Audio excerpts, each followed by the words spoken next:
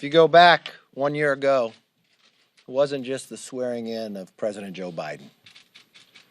It was the majority of the Democrats having Congress and then having the Senate. One party, socialist rule for 1 year. No one thought we could do that much damage in that short amount of time.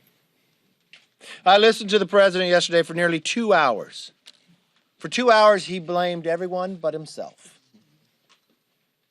Biden used to say the buck stopped with him, but not anymore.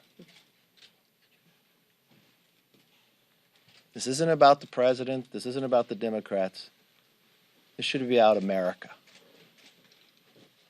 The Americans out there that have worked hard, they've gone through a pandemic, a rough economy.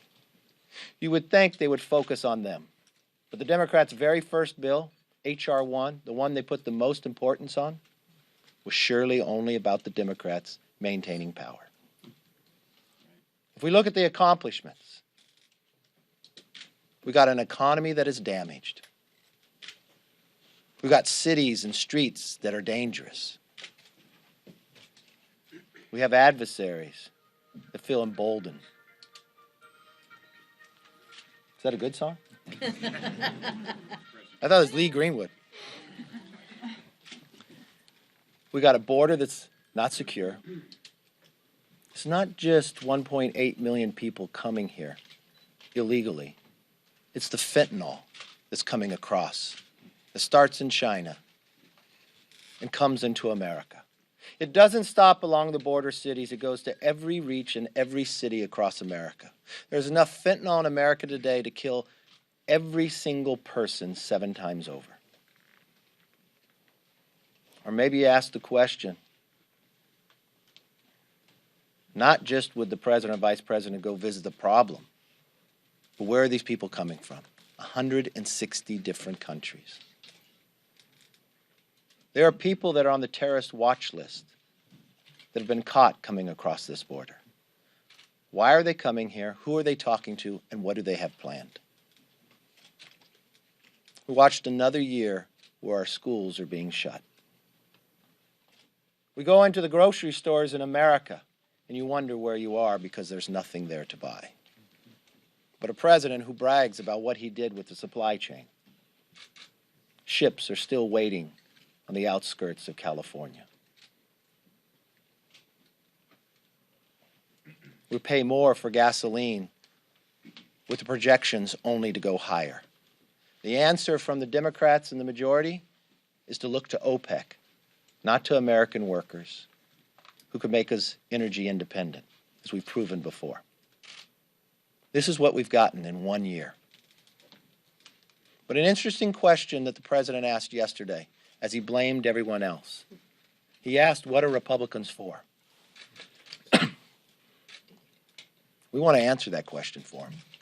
We're for kids in school. We're for food on the shelves. We're for America independence and energy, lowering the gas price so it doesn't harm us. We're for stopping runaway spending so we don't create inflation like they have. We're for a secure border with an immigration system that works. We're for a world that is safe. We want our streets back. We want security and we want safety. We don't want another headline what we read in California just this week. A young UCLA student. All the hopes and dreams of the future. Being murdered by somebody out on bail. Same majority that raised money to get people out on bail. I think America deserves better. And we will work with anyone that wants to do that.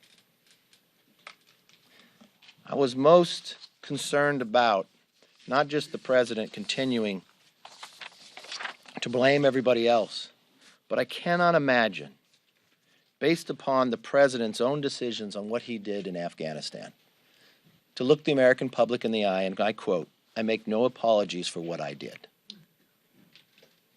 For what he did. He promised the American people he would not leave till all Americans were out. He closed Bagram first, let the prisoners out, and now we have 13 Gold Star families. They deserve an apology.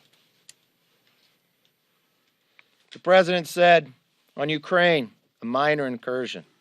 If you read the tweet today, the president of Ukraine, we want to remind the great powers that there are no minor incursions in small nations, just as there are no minor casualties and a little grief from the loss of loved ones.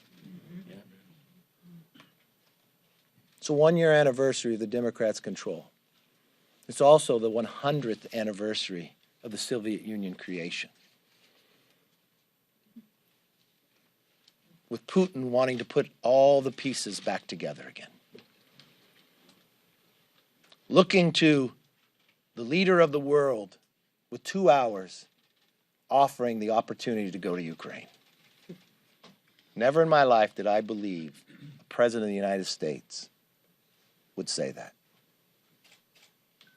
North Korea launches missiles again. Next month, the world will go to China for the Olympics to reward them for bringing in COVID and killing millions of people across this world.